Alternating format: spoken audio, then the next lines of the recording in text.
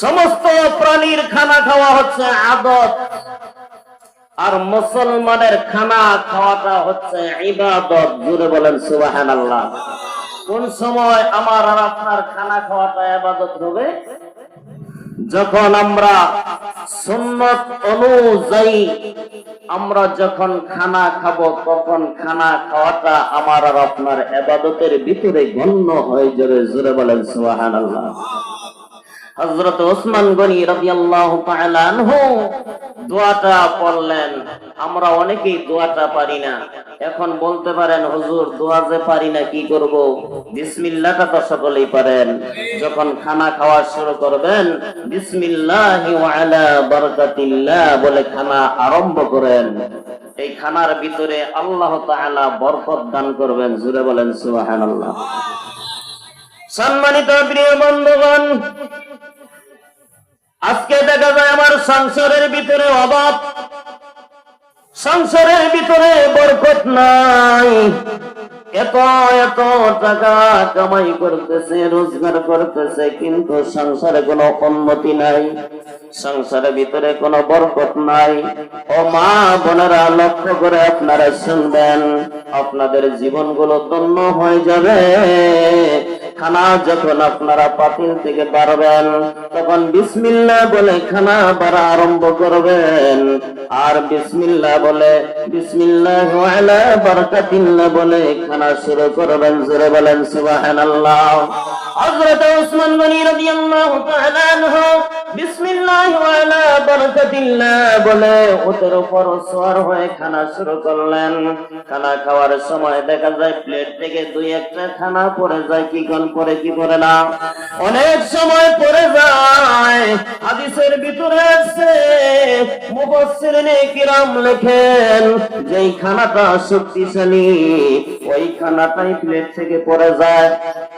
আমরা অনেকেই ওই খানাটা ওইভাবেই পড়ে থাকে, আমরা উঠাইয়া খানাটা খাই না। কি বলেন, কথা ঠিক কিনা? ওলামায়ে কেরাম লেখেন, কিতাবের ভিতরে আসছে, যেই খানাটা সবচাইতে শক্তিশালী দানা, ওই দানাটাই প্লেট থেকে পড়ে যায়। কিন্তু যেইটা দুর্বল ওইটা প্লেটে পড়ে থাকে, যেইটা শক্তিশালী পড়ে গেল, কিন্তু ওই দানাটা আমরা আর উঠাইয়া খাই না। কি বলেন, কথা ঠিক কিনা? খাই, ওইভাবেই পড়ে থাকে। কিছু ভদ্রলোক আল্লাহর জমিনে আছে, তাহারা দেখবেন খানা খায়, কিছু খায়, আবার কিছু চতুর্দিক দিয়ে পড়ে থাকে, আবার কিছু প্লেটের ভিতরে রাইখা দেয়। এইরকম ভদ্রলোক আছে না নাই? তাদেরকে আমরা কি বলি? ভদ্রলোক। আসলে কি তারা ভদ্রলোক? আসলে ভদ্রলোক না, তাহারা হচ্ছে বলদলোক। কি বলেন, কথা ঠিক কিনা? তারা কি বলদলোক? যদি ভদ্রলোক থাকতো তাহলে প্লেট ভালোভাবে পরিষ্কার করে খাইতো, এইটাকে ভদ্রলোক বলে। কিন্তু কিছু খায়, কিছু রেখে দেয়, আবার কিছু ফালায়, এইটাকে ভদ্রলোকই বলে না, এইটা হচ্ছে বলদলোক। জোরে বলেন, কথা ঠিক কিনা? সম্মানিত প্রিয় বন্ধুগণ, কথায় কথা মনে পড়ে গেল, তিনজন লোক গেছে একটা মেয়ে দেখার জন্য। ছেলে বিবাহ করাবে। কি করাবে? ছেলেকে বিবাহ করাবে। তিনজন লোক গেছে একটা মেয়ে দেখতে। মেয়েকে গিয়ে প্রশ্ন করতেছে, মা বলো তো দেখি, 5 জন মানুষের রান্না করতে কতটুকু লবণের প্রয়োজন হয়? দুনিয়ার মধ্যে আর প্রশ্ন খুঁজে পায় নাই, এই প্রশ্নটা মেয়েটারে করছে। আসলে কি উনি মানুষ না অন্য কিছু? কি বলেন, কথা ঠিক না? তখন মেয়েটা অত্যন্ত বুদ্ধিমতী এবং চালাক। মেয়েটা বলতেছে, যে রকম প্রশ্ন করছো ওই রকম উত্তরটা আমি দিয়া দিব। মেয়েটা বলতেছে, কি জানি প্রশ্ন করলেন, আরেকটা বার বলেন, আমি ঠিক মতো শুনতে পারি নাই। তখন বলতেছে, মা বলো তো দেখি, 5 জন মানুষের রান্না করতে তরকারির ভিতরে কতটুকু লবণের প্রয়োজন হয়? মেয়েটা বলতেছে, শুনেন তাহলে কতটুকু লবণের প্রয়োজন হয়। 3টা বলতরে পানি খিলাইতে যত লোক লবণ লাগে, অতটুকু লবণেরই ওই 5 জন মানুষের তরকারির ভিতরে লাগে। এখন একজন আরেকজনের গোটা দেয় কিরকম হইলে হয়? আঙ্গরে যে বলদ বানাই দিল, আরেকজনে কয় প্রশ্ন আর হয় না, বলদ বানাবো না কি করবো? তাহলে কিছু ভদ্রলোক আছে, ওটাকে ভদ্রলোক বলে না, ওইটাকে বলা হয় ভদ্রলোক। কি বলেন, কথা ঠিক কিনা? সম্মানিত প্রিয় বন্ধুগণ, হযরতে ওসমান গনি রাদিয়াল্লাহু তাআলা আনহু উটের উপর সওয়ার হয়ে খানা আরম্ভ করলেন। খানা আরম্ভ করার পর যখন উট থেকে উটের উপর বসে খানা খাইতে শুরু করলেন, দুই একটা দানা যখন জমিনে পড়ে যাইত, হযরত ওসমান গনি উট থেকে নেমে ওই দানাটা হাতের তলায় নিয়ে খেয়ে ফেলতেন, বিপা নষ্ট হতে দিত না। এইবারে ওসমান গনি কিছুদিন পর্যন্ত খানা খাইলেন, তারপরেও তার ধন সম্পদ, টাকা পয়সা কমে না, বাড়তেই থাকে। কিছুদিন পর আল্লাহর নবীর দরবারে গিয়ে বললেন, ইয়া রাসূলুল্লাহ, ইয়া হাবিবাল্লাহ, নবী গো, আপনার কথা অনুসারে আমি আপনার কথা মতো উটের উপর সওয়ার হয়ে খানা খাইলাম, কিন্তু আমার ধন সম্পদ, টাকা পয়সা কমে না, বাড়তেই থাকে। এর হাকিকত কি, এর ব্যাখ্যাটা কি? নবী গো, আপনি বলে দেন। হযরত ওসমান গনি যখন বললেন, আল্লাহর নবী বললেন, হে ওসমান, তুমি কিভাবে খানা খাইছো, এর ব্যাখ্যাটা আমাকে একটু শোনাও, আমি শুনে দেখি তুমি কেমন ভাবে খানা খাইছো। হযরত ওসমান গনি বললেন, আমি উটের উপর সওয়ার হয়ে সর্বপ্রথম দস্তরখানা বিছাইছি। দস্তরখানা বিছানোর পর আমি প্লেট নিয়ে খানায় বসে যাইতাম। আমি যখন প্লেট নিয়ে খানায় বসে যাইতাম, খানার শুরুতে দোয়া পড়তাম, বিসমিল্লাহি ওয়া আলা বারাকাতিল্লাহ। খানার শেষে আমি শুকরিয়া আদায় করতাম, আলহামদুলিল্লাহ। খানার শুরুতে, খানা খাওয়ার সময় যখন দুই একটা দানা জমিনে পড়ে যাইত, আমি ওসমান উট থেকে নেমে তারপরে ওই দানাটা হাতের তলায় নিয়ে খেয়ে ফেলতাম, আমি বৃথা নষ্ট হতে দিতাম না।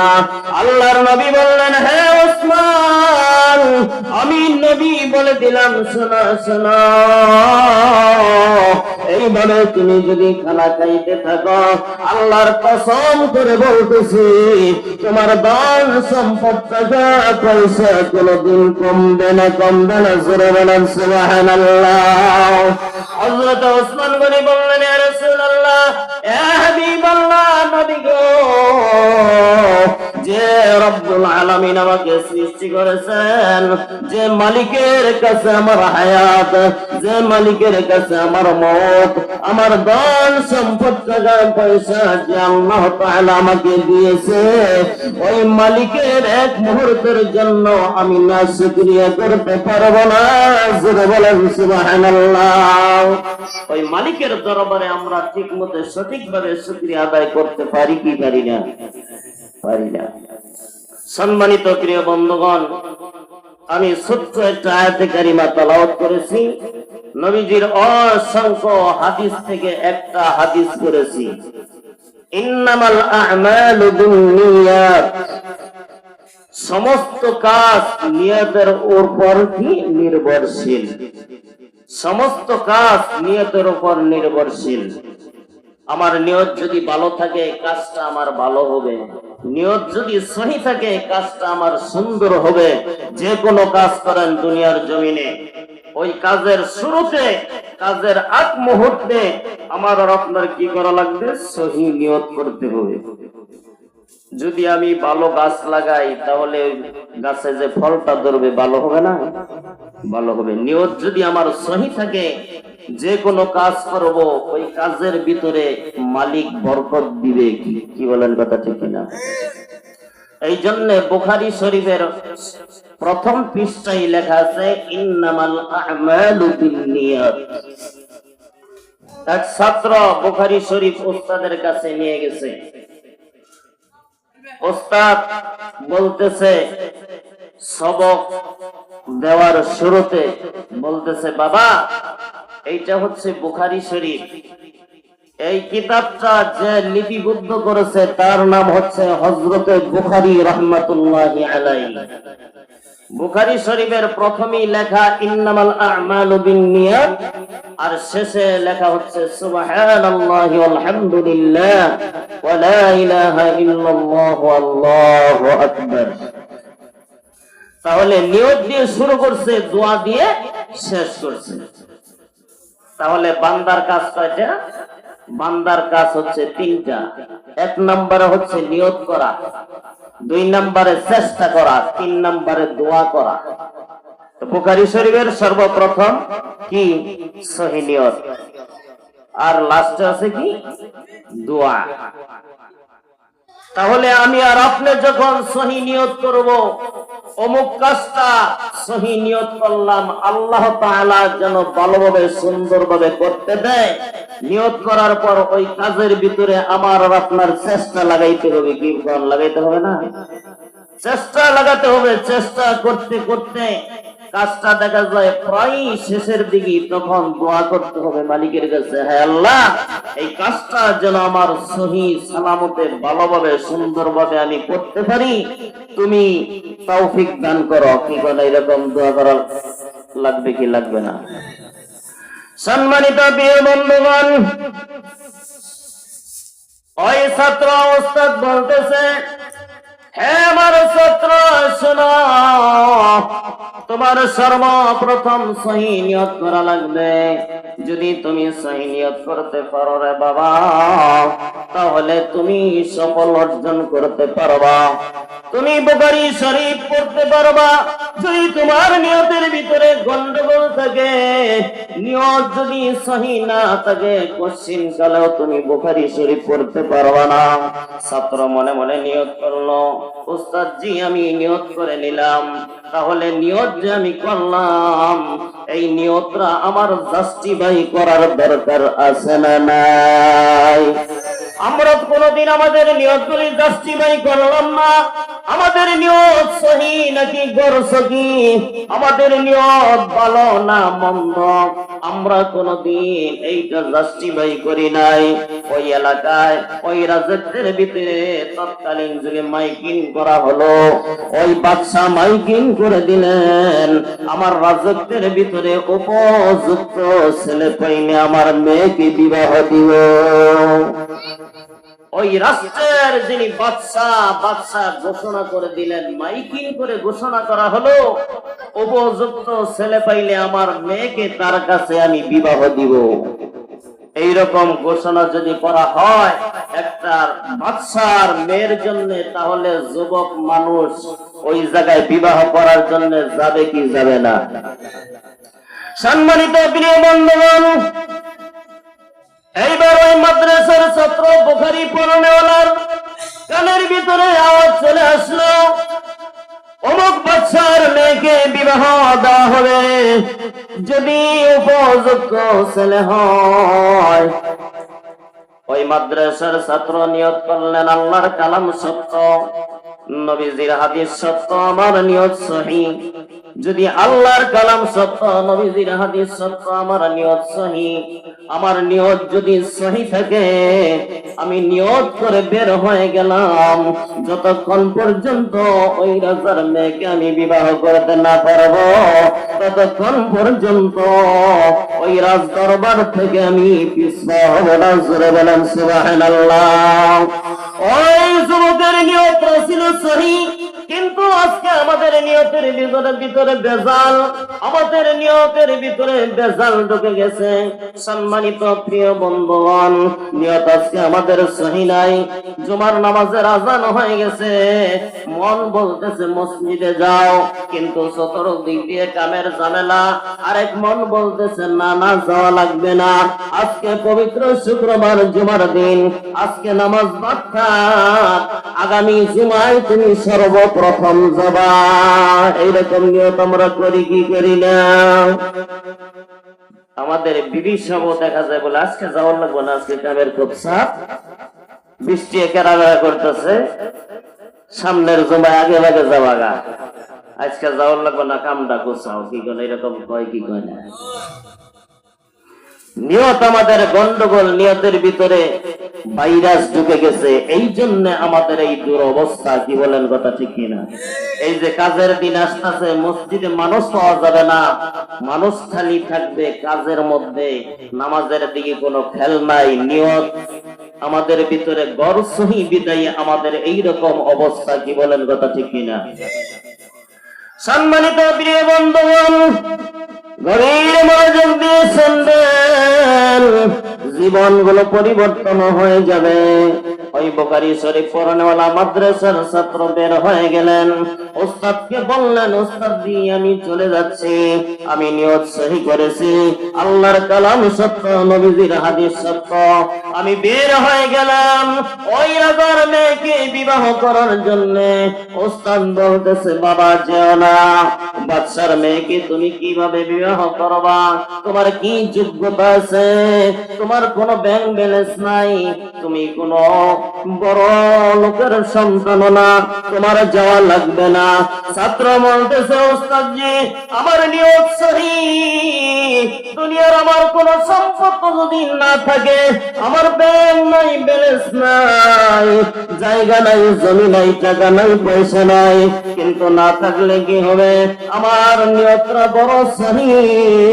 এই নিয়ত যে আমার দামি নিয়ত, নিয়ত আমার সহিহ হয়েছে, আমার নিয়তটা জাস্টিফাই করার জন্য আমি ওই বাদশার মেয়েকে বিবাহ করার জন্য যাব, আপনি বাধা দিবেন না।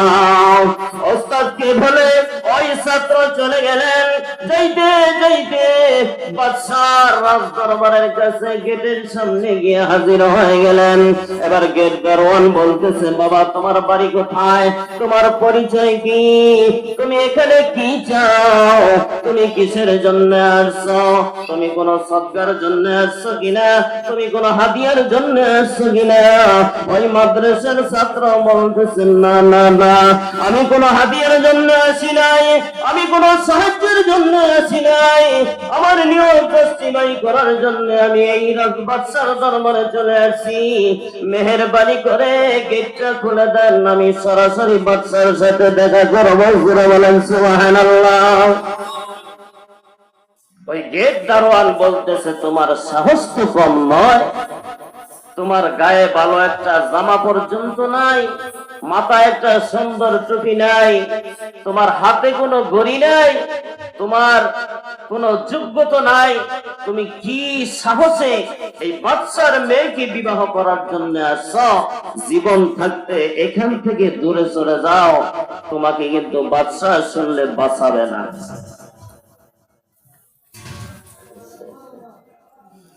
এবার যুবক বলতেছে, কোরআনুল কারীমের আয়াত যুবক এবার শোনাইতেছে ওই গেট দারোয়ানকে, হে দারোয়ান তুমি কি আল্লাহর কালাম পড়ো নাই? قل إني أمرت أن أعبد الله مخلصا له الدين। আল্লাহ তাআলা বলেন, হে নবী আপনি বলিয়া দিন, হে নবী আপনি ঘোষণা করিয়া দিন, যাহারা নেক আমল করবে ওই আমলগুলো যেন ইখলাসের সহিত করে। জোরে বলেন সুবহানাল্লাহ। এই কথাটা যখন ওই গেট দারোয়ানকে শুনাইলেন, হে দারোয়ান আমার ইখলাসের সহিত আমি বাদশার মেয়েকে বিবাহ করার জন্য আসছি, এইটা আমার একটা ইখলাসের সহিত, এটাও একটা আমার আমল। জোরে বলেন সুবহানাল্লাহ। আমার নিয়ত সহি, আল্লাহর কালাম সত্য, নবীজির হাদিস সত্য। এই রাজার মেয়েকে আমি যতক্ষণ পর্যন্ত বিবাহ করতে না পারবো, আমি ততক্ষণ পর্যন্ত এই বাদশার রাজ দরবার থেকে আমি চুল পরিবহন পিছপা হব না। জোরে বলেন সুবহানাল্লাহ। সম্মানিত প্রিয় বন্ধুগণ, এবার ওই যুবক বলতেছে, হে গেট দারোয়ান মেহেরবানি করে আমাকে একটু বাদশার কাছে নিয়ে চলুন, আপনাকে আমি মেহেরবানি করে বলতেছি আমাকে একটু নিয়ে চলুন, আমার নিয়তটা জাস্টিফাই করার জন্য আমি বাদশার দরবারে তার মেয়েকে বিবাহ করার জন্য আসছি। এবার দারোয়ান বলতেছে, হে আল্লাহর বান্দা যুবক ভাই শোনো, আমি বাদশার বিনা অনুমতিতে আমি তোমাকে ভিতরে প্রবেশ করাতে পারবো না। যদি বাদশার অনুমতি ছাড়া আমি তোমাকে ভিতরে প্রবেশ করাই, তাহলে আমার চাকরি থাকবে না, আমার চাকরিটা চলে যাবে। তাহলে তুমি যখন তোমার এতই যখন আশা, কোনোভাবেই তুমি মানতেছ না, এবার তুমি একটু দাঁড়াও, আমি বাদশার কাছ থেকে অনুমতি নিয়ে আসি, তারপর আমি তোমাকে ভিতরে প্রবেশ করাবো। ওই গেট দারোয়ান বাদশার কাছে চলে গেলেন। হে বাদশাহ, আপনার রাজ দরবারে এমন একটা যুবক আসছে, ওই যুবক বলতেছে যুবক নাকি আপনার মেয়েকেই বিবাহ করবে। জোরে বলেন সুবহানাল্লাহ। আমি অনেক এই যুবককে বোঝাইলাম, কিন্তু যুবককে কোনোভাবে মানাতে পারি না। বারবার যুবক বলতেছে আপনার মেয়েকেই বিবাহ করবে, কিন্তু কোনোভাবে আমি তাকে মানাতে পারতেছি না। বাদশা এবার বললেন তাহলে আমার কাছে নিয়ে আসো। সম্মানিত প্রিয় বন্ধুগণ, সংক্ষিপ্ত আকারে বলতেছি আমার সময় শেষ হয়ে গেছে। অল্প সময় নিয়ে আসলে বয়ান করা যায় না, কি গেল কথা ঠিক না? কোন লাইনই ধরা যায় না, সময় শেষ। আসলে বক্তার অনেক হয়ে গেছে, কি বয়ান করবো আর। তার বাদশা বলতেছে যুবককে আমার কাছে নিয়ে আসো। যুবককে নিয়ে যাওয়া হলো। এবার বাদশা বলতেছে বাবা তোমার বাড়ি কোথায়, তুমি আমার রাজ দরবারে কেন আসছো, তোমার মতলব কি, তুমি একটু খুলে আমাকে বলো। বাদশার কাছে ওই যুবক বলতেছে হে বাদশা, আমি আপনাকে বলতেছি আপনি কি বুঝেন নাই আমি কেন আসছি? আপনি তো আপনার রাজ দরবারে আপনার রাজত্বের ভিতরে মাইকিং করে দিয়েছেন, উপযুক্ত ছেলে পাইলে আপনার মেয়েকে তার কাছে বিবাহ দিবেন। আমি উপযুক্ত ছেলে, আমি সহি নিয়ত করে আমি মাদ্রাসা থেকে বের হয়ে বুখারী শরীফ সামনে নিয়ে আমি সহি নিয়ত করেছি আমি আপনার মেয়েকেই বিবাহ করার জন্য আসছি। জোরে বলেন সুবহানাল্লাহ। বাদশা বলতেছে উজির উজির, এই যুবক মনে হয় পাগল হয়ে গেছে, ওর কোনো যোগ্যতা নাই, গায়ে কোনো ভালো একটা পোশাক নাই, মাথায় সুন্দর একটা টুপি নাই, পায়ে একজোড়া সুন্দর জুতা নাই, কোন সাহসে কিভাবে আমার মেয়েকে উনি বিবাহ করতে চায়? ইনি পাগল হয়ে গেছে, এনাকে জেলখানার ভিতরে ঢুকাও। কি বলেন কথা ঠিক কিনা? এই আল্লাহর জমিনে, বাংলার জমিনে যাহারা হক কথা বলবে তাহারাই দেখা যায় এক শ্রেণীর মানুষ আছে, তারা বলবে উনি পাগল হয়ে গেছে, ওনাকে আর এই খোলামেলা ময়দানে রাখা যাবে না, এনাকে জেলখানার ভিতরে ঢুকানো হোক। কি কোন এরকম হয়েছে কি হয় নাই?